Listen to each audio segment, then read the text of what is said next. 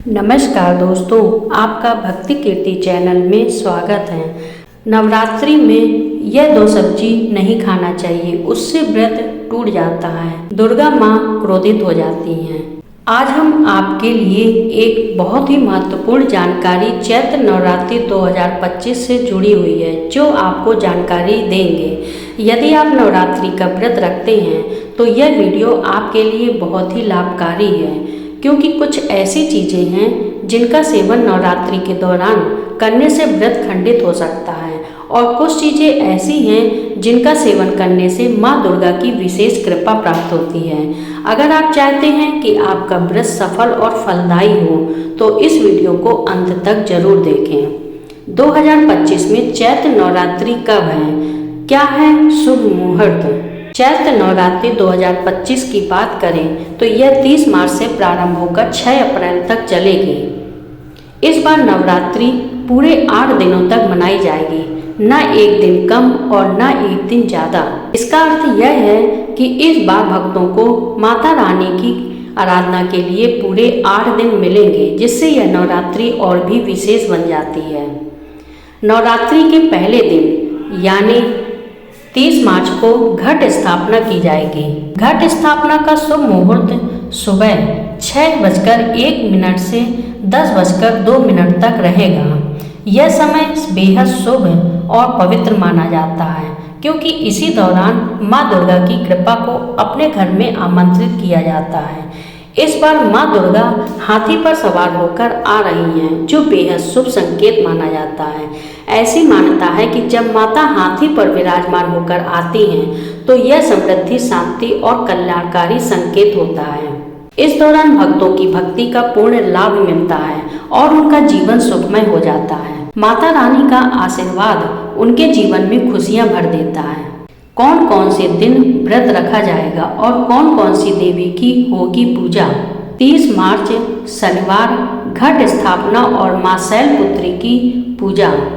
31 मार्च रविवार माँ ब्रह्मचारिणी और माँ चंद्रघटा की पूजा। 1 अप्रैल सोमवार माँ कुष्मांडा की पूजा। 2 अप्रैल मंगलवार माँ स्कंद माता की पूजा। 3 अप्रैल बुधवार माँ कात्यायनी की पूजा। 4 अप्रैल गुरुवार माँ कालरात्रि की पूजा। 5 अप्रैल शुक्रवार माँ महागौरी की पूजा। 6 अप्रैल रविवार माँ सिद्धिदात्री की पूजा और कन्या पूजन। नवरात्रि में क्या खाना चाहिए और क्या नहीं खाना चाहिए? अब बात करते हैं नवरात्रि में आहार से जुड़ी उन महत्वपूर्ण बातों की, जिन्हें जानना हर व्रतधारी के लिए जरूरी है। नवरात्रि में कौन सी चीज़ें नहीं खानी चाहिए? पानी पूरी, गोलगप्पे। गोलगप्पे में खट्टे तत्व होते हैं और नवरात्रि के दौरान खट्टी चीज़ें वर्जित मानी जाती हैं। विशेष रूप से शुक्रवार के दिन खट्टा खाने से माता संतोषी नाराज हो सकती हैं। नींबू और इमली। शुक्रवार को नवरात्रि पड़ने पर नींबू और इमली का सेवन बिल्कुल नहीं करना चाहिए। लहसुन और प्याज, यह तामसिक भोजन माना जाता है जो व्रत की शुद्धता को भंग कर सकता है। तेल से तली हुई चीज़ें। ज़्यादा तली भुनी चीज़ें खाने से शरीर में भारीपन आ सकता है और व्रत के दौरान पाचन क्रिया प्रभावित हो सकती है। अत्यधिक तीखा भोजन। व्रत के दौरान पेट खाली रहता है और ज़्यादा तीखा खाने से आंतों में जलन हो सकती है। नवरात्रि में कौन कौन से फल और सब्जियां खाना शुभकारी होता है? सेब, यह शक्ति और ऊर्जा प्रदान करता है और भगवान के भोग में भी इसे रखा जाता है। केला, पपीता, तरबूज और मीठे अंगूर, ये फल शरीर को पोषण प्रदान करते हैं और व्रत को संपूर्ण बनाते हैं। सीताफल, शरीफा, यह फल विशेष रूप से नवरात्रि में खाना बहुत शुभ माना जाता है। मान्यता है कि वनवास के दौरान माता सीता ने इसे खाया था, इसलिए इसे खाने से माता सीता का आशीर्वाद भी प्राप्त होता है। रसीले आलू, व्रत के दौरान शरीर को ऊर्जा देने के लिए आलू का सेवन किया जा सकता है। विशेष रूप से उबले हुए या रसीले आलू खाना उत्तम होता है। नवरात्रि में व्रत का सही पालन क्यों जरूरी है? शास्त्रों के अनुसार कोई भी व्रत तभी सफल होता है जब उसे पूर्ण श्रद्धा और विधि विधान से किया जाए। यदि मन में किसी प्रकार का संदेह है तो व्रत का फल नहीं मिलता। श्री कृष्ण ने भगवत गीता में कहा है कि जो भक्त सच्चे हृदय से भगवान को पुकारता है उसका नाता परम शक्ति से जुड़ जाता है। इसलिए यदि आप सच्चे मन से नवरात्रि का व्रत रखते हैं तो माता रानी आपकी हर मनोकामना पूर्ण करेंगी। कुछ लोग घंटों पूजा पाठ करते हैं लेकिन उनका मन भटकता रहता है, जिससे उन्हें पूजा का संपूर्ण फल नहीं मिल पाता। वहीं जो सच्चे हृदय से माता रानी को याद करते हैं उन्हें बिना किसी विशेष अनुष्ठान के भी ईश्वर का आशीर्वाद मिल जाता है। नवरात्रि के दौरान शुक्रवार को विशेष सावधानी क्यों बरतनी चाहिए? यदि नवरात्रि के दौरान शुक्रवार पड़ता है तो माता संतोषी की विशेष कृपा प्राप्त करने के लिए खट्टी चीज़ों का त्याग करें। लहसुन, प्याज और ज़्यादा मिर्च मसाले का सेवन न करें। माता रानी को सत्यनारायण भगवान के प्रसाद के रूप में गुड़ चना चढ़ाने से विशेष लाभ मिलता है। नवरात्रि में किन सब्जियों का सेवन करना चाहिए और किन से बचना चाहिए? नवरात्रि के दौरान आहार का विशेष ध्यान रखना आवश्यक होता है। कुछ सब्जियां ऐसी हैं जिनका सेवन व्रत के दौरान करने से शरीर को ऊर्जा मिलती है और यह सेहत के लिए भी लाभकारी होती है। भिंडी की सब्जी नवरात्रि में विशेष रूप से खानी चाहिए क्योंकि भिंडी में कई ऐसे पोषक तत्व होते हैं जो हमारी हड्डियों को मजबूत बनाते हैं और शरीर को आवश्यक पोषण प्रदान करते हैं। इसके अलावा भिंडी का सेवन करने से शरीर में स्फूर्ति बनी रहती है, जिससे व्रत के दौरान कमजोरी महसूस नहीं होती। बैगन की सब्जी भी नवरात्रि के दौरान खाई जा सकती है, लेकिन एक विशेष नियम का पालन करना जरूरी है। यदि नवरात्रि के दौरान सोमवार का दिन पड़ता है तो उस दिन बैगन नहीं खाना चाहिए। ऐसा करने से पाप लग सकता है और व्रत का संपूर्ण फल प्राप्त नहीं होता। धार्मिक मान्यताओं के अनुसार बैगन को अशुद्ध माना जाता है और इसे कुछ विशेष दिनों में नहीं खाने की परंपरा है। इसलिए नवरात्रि के दौरान यदि सोमवार आता है तो बैगन का त्याग करना चाहिए।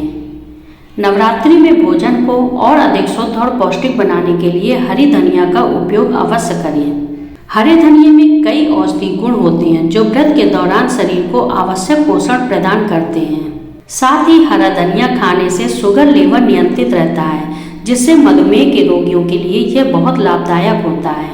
कौन सा तेल उपयोग करना चाहिए और कौन सा त्यागना चाहिए? नवरात्रि के दौरान शुद्ध और सात्विक भोजन करने की परंपरा होती है, इसलिए यह ध्यान रखना जरूरी है कि कौन सा तेल उपयोग करना चाहिए और कौन सा नहीं करना चाहिए। रिफाइंड तेल और सरसों के तेल का उपयोग नवरात्रि के दौरान बिल्कुल नहीं करना चाहिए क्योंकि यह तामसिक भोजन की श्रेणी में आते हैं। तामसिक भोजन से शरीर में नकारात्मक ऊर्जा बढ़ती है और व्रत का संपूर्ण फल प्राप्त नहीं होता। इसके स्थान पर मूंगफली का तेल, देसी घी और नारियल का तेल उपयोग करना अत्यंत लाभकारी होता है। देसी घी को विशेष रूप से सात्विक और पवित्र माना जाता है और इसका उपयोग करने से शरीर में सकारात्मक ऊर्जा का संचार होता है। इसलिए नवरात्रि के दौरान देसी घी में बना भोजन करना अत्यंत शुभ माना जाता है। डिब्बाबंद खाद्य पदार्थों का सेवन क्यों नहीं करना चाहिए? व्रत के दौरान डिब्बाबंद खाद्य पदार्थ जैसे लस्सी, पैक किया हुआ जूस और अन्य पेय पदार्थों का सेवन नहीं करना चाहिए। इनमें कई प्रकार की रासायनिक तत्व और प्रिजर्वेटिव्स होते हैं जो व्रत की शुद्धता को भंग कर सकते हैं और शरीर के लिए भी हानिकारक होते हैं।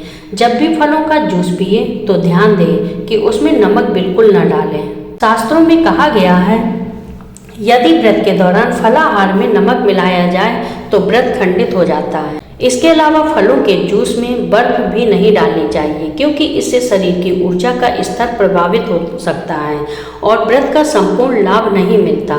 सिंघाड़े के आटे और कुट्टू के आटे का उपयोग करते समय क्या सावधानी बरतनी चाहिए?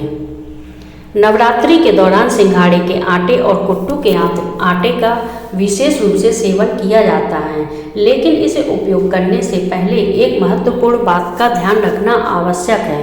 हमेशा यह सुनिश्चित करें कि आटा पुराना ना हो। पुराने आटे में अक्सर छोटे छोटे कीड़े पड़ जाते हैं जो हमें दिखाई नहीं देते। यदि यह कीड़े भोजन में शामिल हो जाते हैं तो यह मांसाहार के समान हो जाता है, जिससे व्रत की पवित्रता भंग हो जाती है।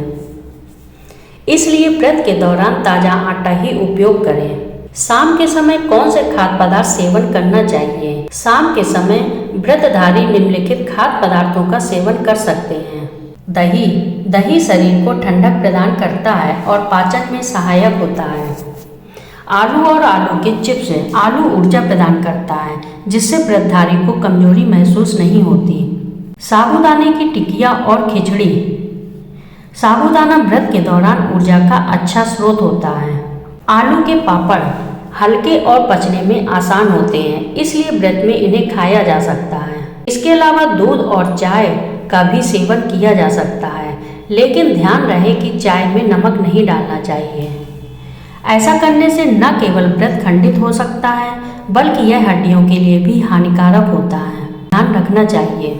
नवरात्रि के 9 दिन माँ दुर्गा के 9 स्वरूपों की पूजा के लिए समर्पित होते हैं। इन दिनों में माँ को विभिन्न भोग और पुष्प अर्पित किए जाते हैं, लेकिन यह जानना बहुत जरूरी है कि कुछ चीजें ऐसी हैं जिन्हें भूलकर भी माँ को अर्पित नहीं करना चाहिए। सफेद और काले कपड़े पहनकर पूजा नहीं करनी चाहिए। सफेद रंग को वैराग्य और शोक का प्रतीक माना जाता है, जबकि काला रंग नकारात्मक ऊर्जा को आकर्षित करता है।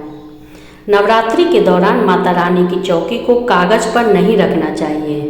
इसके स्थान पर लाल कपड़ा बिछाकर चौकी स्थापित करनी चाहिए। नारियल अर्पित करते समय किन बातों का ध्यान रखें? नारियल को हिंदू धर्म में समृद्धि, धन, श्रद्धा और सम्मान का प्रतीक माना जाता है, लेकिन माता रानी की पूजा में हमेशा साबुत नारियल का ही प्रयोग करना चाहिए। टूटा हुआ या चटका हुआ नारियल पूजा में नहीं चढ़ाना चाहिए, क्योंकि यह अशुभ माना जाता है। महिलाओं को विशेष रूप से इस बात का ध्यान रखना चाहिए कि वे माता रानी के सामने नारियल तोड़ने की गलती न करें। शास्त्रों के अनुसार नारियल बीज रूप होता है और स्त्रियां भी जीवन को जन्म देने वाली होती हैं, इसलिए महिलाओं को नारियल तोड़ने से बचना चाहिए। माता रानी की पूजा में लौंग अर्पित करते समय यह सावधानी रखें। माता रानी की पूजा में लौंग का विशेष महत्व होता है। लौंग को ऊर्जा, शक्ति और शुभता का प्रतीक माना जाता है और यह देवी को अत्यंत प्रिय है। लेकिन क्या आप जानते हैं कि यदि लौंग सही तरीके से नहीं चढ़ाई जाए तो यह अशुभ फल दे सकती है। अक्सर लोग पूजा में किसी भी प्रकार की लौंग अर्पित कर देते हैं, लेकिन यह ध्यान रखना आवश्यक है कि माता रानी को सदैव फूल वाली लौंग ही अर्पित करनी चाहिए। जिस लौंग के ऊपरी हिस्से में फूल नहीं होता या जिसकी लकड़ी की डंडी गायब होती है, उसे पूजा में कभी नहीं चढ़ाना चाहिए। ऐसी लौंग को अधूरी या अपूर्ण माना जाता है और माता रानी की पूजा में कोई भी अपूर्ण या खंडित वस्तु स्वीकार्य नहीं होती। पूजा में प्रयुक्त होने वाली प्रत्येक वस्तु का शुद्ध और संपूर्ण होना अनिवार्य होता है। जिस प्रकार हम टूटा हुआ दीपक, खंडित मूर्ति या अधूरे अक्षत अर्पित नहीं करते, उसी प्रकार खंडित लौंग भी पूजा में अर्पित नहीं करना चाहिए। इसलिए जब भी माता रानी की पूजा करें तो साबुत और फूल वाली लौंग ही अर्पित करें, ताकि देवी माँ की कृपा प्राप्त हो सके। माता रानी की पूजा में तुलसी के पत्ते अर्पित करने की भूल न करें। तुलसी का पौधा हिंदू धर्म में अत्यंत पवित्र माना जाता है और भगवान विष्णु को तुलसी अत्यधिक प्रिय होती है। लेकिन क्या आप जानते हैं कि माँ दुर्गा की पूजा में तुलसी पत्र अर्पित करना वर्जित माना जाता है? धार्मिक शास्त्रों के अनुसार माता रानी को तुलसी के पत्ते अर्पित नहीं करने चाहिए। तुलसी का पौधा भगवान विष्णु की आराधना के लिए उपयोग किया जाता है और यह विशेष रूप से लक्ष्मी नारायण पूजा के लिए उपयुक्त होता है। माँ दुर्गा की पूजा में इसका उपयोग नहीं करना चाहिए, क्योंकि यह उनके पूजन के नियमों के विरुद्ध माना जाता है। इसी प्रकार आंवला और दूर्वा घास भी माता रानी की पूजा में अर्पित नहीं करना चाहिए। दूर्वा विशेष रूप से भगवान गणेश को अर्पित की जाती है और यह उन्हें अत्यंत प्रिय होती है। यदि आप नवरात्रि के दौरान भगवान गणेश की पूजा कर रहे हैं तो आप उन्हें दूर्वा अर्पित कर सकते हैं, लेकिन माँ दुर्गा को यह नहीं चढ़ानी चाहिए। माँ दुर्गा की पूजा में सफेद फूलों का प्रयोग न करें। माता रानी को अर्पित किए जाने वाले फूलों का विशेष महत्व होता है, लेकिन यह ध्यान रखना आवश्यक है कि माँ दुर्गा की पूजा में सफेद फूल अर्पित नहीं करने चाहिए। सफेद रंग को शांति और वैराग्य का प्रतीक माना जाता है और यह देवी के उग्र रूप के अनुरूप नहीं होता। माता रानी को विशेष रूप से लाल रंग के फूल अत्यंत प्रिय होते हैं। लाल रंग शक्ति, ऊर्जा और माँ दुर्गा के तेज का प्रतीक है, इसलिए नवरात्रि के दौरान देवी को सदैव लाल फूल अर्पित करने चाहिए।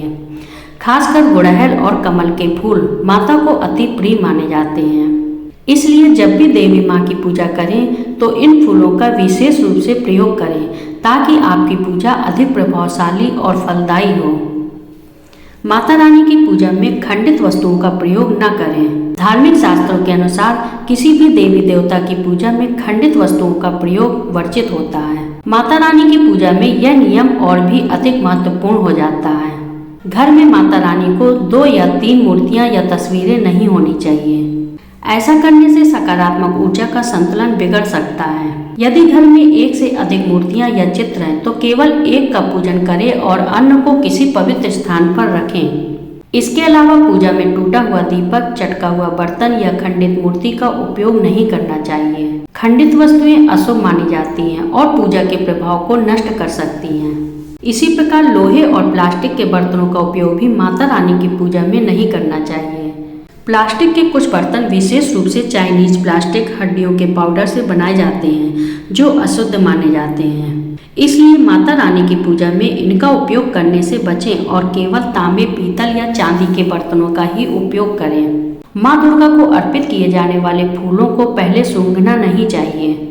माता रानी की पूजा में अर्पित किए जाने वाले फूलों को पहले सूंघने की गलती कभी नहीं करनी चाहिए। पूजा में प्रयुक्त फूलों को शुद्ध और पवित्र माना जाता है और यदि कोई व्यक्ति पहले उन्हें सूंघ लेता है तो उनकी शुद्धता भंग हो जाती है।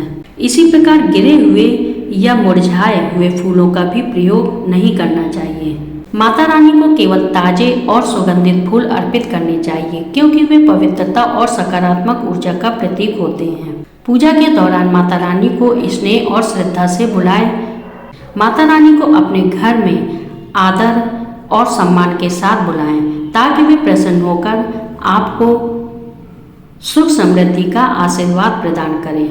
यदि आप नवरात्रि के दौरान माता रानी की कृपा प्राप्त करना चाहते हैं तो पूजा और व्रत के नियमों का पूर्ण रूप से पालन करें। सदैव फूल वाली लौंग अर्पित करें। तुलसी पत्र, सफेद फूल और दुर्वा घास माता रानी को न चढ़ाएं और पूजा में खंडित वस्तुओं का उपयोग करने से बचें। दोस्तों, आपको यह जानकारी कैसी लगी हमें कमेंट करके ज़रूर बताइएगा। आपको यह जानकारी नवरात्रि में बहुत ही उपयोगी होगी। चैनल को लाइक करें, शेयर करें और सब्सक्राइब करें।